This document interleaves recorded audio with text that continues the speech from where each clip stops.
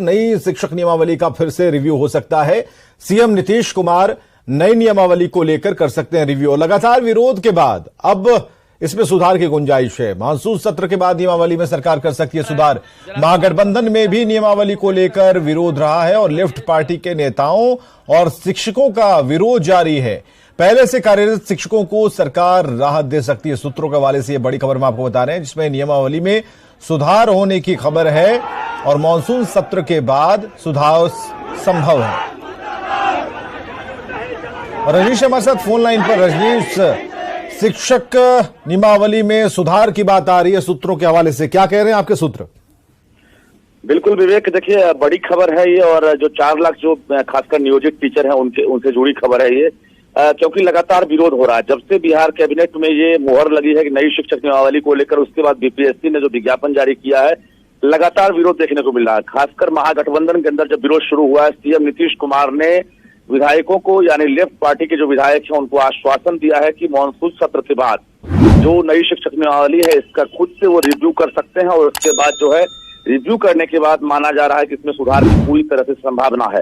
तो कुल मिलाकर ये कहें कि कल से जो विरोध प्रदर्शन है वो पूरी तरह से राजधानी पटना में भी देखने को मिलेगा, जहां लेफ्ट पार्टी के जो तमाम विधायक हैं उसके साथ साथ जो हजारों की संख्या में शिक्षक हैं वो पटना में जुटेंगे, और कल विधान परिषद और विधानसभा के सामने तमाम जो नेता हैं वो हंगामा करते नजर आएंगे। तो ये सब देखते हुए सीएम नीतीश कुमार ने भरोसा दिया है।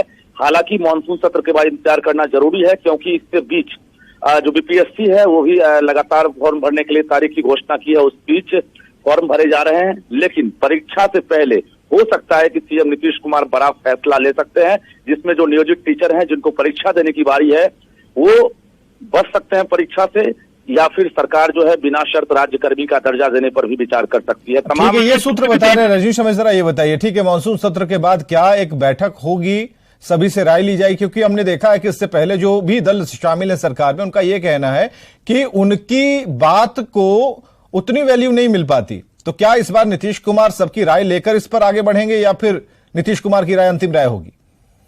देखिए, कई दलों मिलाकर महागठबंधन है और सीएम नीतीश कुमार किसी को अलग रखना नहीं चाह रहे हैं। यही वजह है कि लेफ्ट की संख्या भले ही कम हो विधायकों की, लेकिन विधायक लगातार एकजुट दिख रहे हैं लेफ्ट वाले, और साफ तौर से कह रहे हैं कि जो नई शिक्षक नियमावली है इससे शिक्षकों को नुकसान हो रहा है। ऐसे में बिना शर्त जो है राज्यकर्मी का दर्जा मिले ना मिले, लेकिन इस नियमावली के तहत जो शिक्षक हैं उनको परीक्षा से रोका जाए, और यही वजह है कि सीएम नीतीश कुमार तक बात पहुंची है और विरोध हो रहा है। अब सीएम जो है जल्द फैसला ले सकते हैं। विवेक, बहुत बहुत शुक्रिया रजनीश। शिक्षक अभ्यर्थियों के लिए एक बहुत बड़ी खुशखबरी है। जी हाँ, मैं ऐसा इसलिए कह रहा हूं क्योंकि जो शिक्षक अभ्यर्थी अभी तक फॉर्म फिलअप नहीं कर पाए थे, उनके लिए एक बहुत बड़ी खुशखबरी है कि बीपीएससी ने आपको आवेदन भरने की तारीख को एक्सटेंड कर दिया है। जी हां, आप सही सुन रहे हैं। आप जो 12 जुलाई तक अंतिम तिथि थी उसको बढ़ा करके अब 15 जुलाई कर दिया गया है, और बीपीएससी ऐसा इसलिए किया है क्योंकि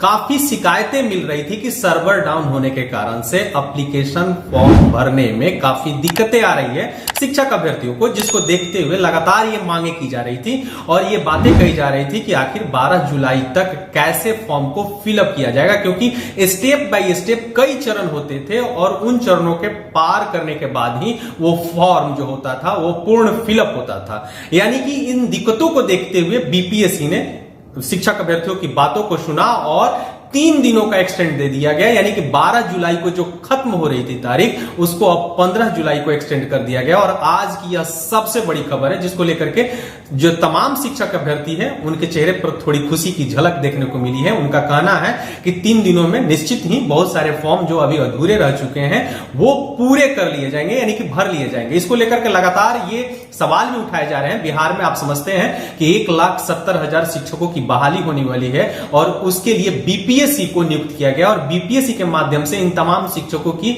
आपको परीक्षाएं ली जाएगी, और उसके लिए एक संभावित तारीख भी निर्धारित कर दी गई है कि किन किन तारीखों को इनके परीक्षाओं का आयोजन किया जाएगा। और ऐसे में बीपीएससी के लिए इतने बड़े पैमाने पर परीक्षा का आयोजन करना एक काफी चैलेंज भरा है। और उस चैलेंज को देखते हुए ये 12 जुलाई तक शिक्षक अभ्यर्थियों के लिए एक लास्ट डेट दी गई थी कि आप 12 जुलाई तक ये फॉर्म को फिलअप करें, उसके बाद स्क्रूटनी की जाएगी, उसके बाद एडमिट कार्ड जारी किया जाएगा और कई पालियों में और कई दिनों तक लगातार ये परीक्षाओं का आयोजन अगस्त माह में, संभावित जो तिथि है अगस्त माह में निर्धारित की गई है। लेकिन 12 जुलाई नजदीक होने के कारण से डोमिसाइल नीति को, जो कह सकते हैं कि ये हाल फिलहाल जो सरकार ने एक निर्णय लिया था और उसमें डोमिसाइल नीति को हटा करके तमाम जो आपको ऑल ओवर इंडिया लेवल पर इन परीक्षाओं के फॉर्म भरने की जो अनुमति दी गई थी, उसको लेकर के सर्वर पर लोड काफी बढ़ गए थे और सर्वर पर लोड बढ़ने के कारण से आपको फॉर्म फिलअप करने में काफी दिक्कतें आ रही थी। और ये दिक्कत ऐसे वैसे नहीं, बल्कि शिक्षक अभ्यर्थी लगातार मांग कर रहे थे कि अगर ये डेट को एक्सटेंड नहीं किया जाएगा तो निश्चित ही कई शिक्षक अभ्यर्थी ऐसे जो होंगे वो वंचित रह जाएंगे और वंचित रह जाएंगे तो निश्चित ही एक बवाल का एक बहुत बड़ा प्रश्न उठ सकता था। लगातार ये शिक्षक अभ्यर्थी ये मांग ये भी कर रहे हैं कि डोमिसाइल नीति को लागू किया जाए और बाहर से जो फॉर्म फिलअप करने की जो छूट दी गई है उसको पाबंद किया जाए, यानी कि उस पर रोक लगाया जाए। लेकिन अभी तक ऐसा कुछ देखने को नहीं मिला है और इस पर सरकार की ओर से भी स्पष्टीकरण आ चुका है। सरकार ने साफ तौर पर कहा है कि इससे घबराने की जरूरत नहीं है। अगर ये देश लेवल पर अगर परीक्षा का आयोजन किया जा रहा है तो कहीं ना कहीं ये बातें बच्चों के जेहन में जो आ गया है कि ये डोमिसाइल नीति को प्रभावित कर रहा है, लेकिन ऐसा कोई बात नहीं है। लेकिन फिर भी छात्र अड़िग हैं, छात्र लगातार इसको लेकर के विरोध प्रदर्शन कर रहे हैं, सरकार से मांग कर रहे हैं। अगर आपको वीडियो अच्छी लगी है तो इसको लाइक करें, ज़्यादा से ज़्यादा शेयर करें, चैनल को सब्सक्राइब करें और टेलीग्राम पे हमारा एक ग्रुप है सीटेट स्टेट 2023 आंदोलन के नाम से, उसका लिंक इसी चैनल के अबाउट सेक्शन में दिया हुआ है। उस पर क्लिक करके आप टेलीग्राम ग्रुप को ज्वाइन कर ले और इस आंदोलन को और मजबूत करें। अपना कीमती समय देने के लिए आपका बहुत बहुत धन्यवाद। वीडियो देखने के लिए थैंक यू।